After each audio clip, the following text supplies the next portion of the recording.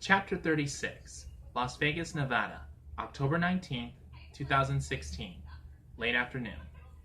America's premier party town welcomes gamblers above all others, and the gambler-in-chief has arrived. Donald Trump can easily see a hotel bearing his name just off the famous Las Vegas Strip. It's another sweet deal for him.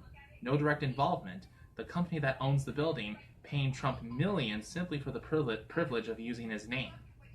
There is no casino inside the hotel, but it is a first-class operation. You would be comfortable staying there even if you didn't approve of Trump. The food is good. The ground spotless. Affluence everywhere. That is what candidate Trump is selling as he prepares for his third and final debate against an increasingly dour Hillary Clinton. Well-managed success for the entire country is what Trump constantly promotes. Make America great again. Don't believe the candidate? Check out that hotel with his name on it. But Donald Trump may not get the chance to impose greatness on the nation.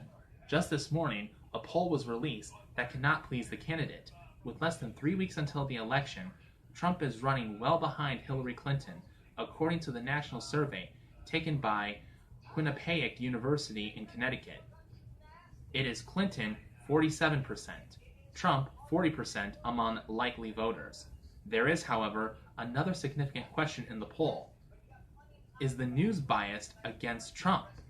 55% say, yes, it is.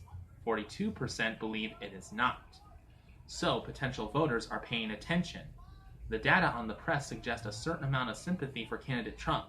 If voters despised him, they would not see negative coverage as unfair. Many folks believe American media power is now being used to help Hillary and the Democrats. Fair play is a traditional American attribute, but it is becoming increasingly obvious that when it comes to covering Donald Trump, the press is not in the fairness business. While the Clinton campaign is happy with its lead in the polls, there are a few disturbing signals. Hillary's trustworthy poll numbers are averaging around 30%, and her likability is very low as well. Just about every presidential poll confirms that. In addition, there is uncertainty about African American support, which could be the deciding factor for the Democrats in Michigan and Pennsylvania. 4 years ago, black voters turned out in record numbers to back Barack Obama's re-election.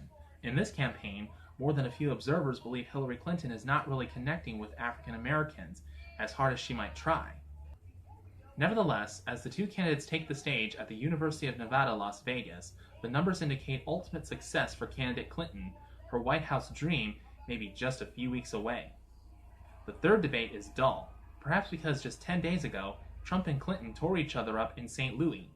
Tonight, Fox News anchor Chris Wallace tries to keep things moving, but the truth is that Americans have heard it all before, and the political rhetoric is getting tiresome. Yes, yes, yes, we know Hillary supports reproductive rights. Sure, sure, sure. Donald will make great deals that will lead to prosperity. We get it. There are less personal attacks this evening, although candidate Trump calls Hillary a nasty woman after she implies that he dodges taxes. Sensing that the debate is a nothing, Donald Trump throws one verbal hand grenade, knowing it will be the only thing people will remember from the drowsy proceedings. When asked if he will accept the result of the upcoming election, Trump instantly becomes a provocateur. I will tell you at the time. I will keep you in suspense. Vintage Trump. He understands perfectly what will happen next. Social media will explode. Cable news will yammer on about it for days. The news cycle will be Trump, more Trump, and finally, Trump. Was Hillary even at the debate? It's exactly like getting paid for lending his name to a hotel. His brand is in lights. What many Americans still do not understand is that Donald Trump does not care if you dislike what he says or what he stands for. He does not spend time analyzing pros and cons. He wants action, reaction, and victory. He believes notoriety leads to winning. There are millions of Americans who respect decisiveness and simplicity. Trump has designed the MAGA hats for them. That's right, make America great again. 'Cause it's not that great right now. But as the Nevada desert cools down from the night air, time is growing short. Donald Trump has used controversy and bold behavior to get close to the mountaintop. He has almost pulled off the most stunning political power play in American history. Whatever the vote turns out to be, he has done an amazing thing. He now needs to close the deal, but he's running behind. Something more will have to happen if Donald Trump is to win the White House.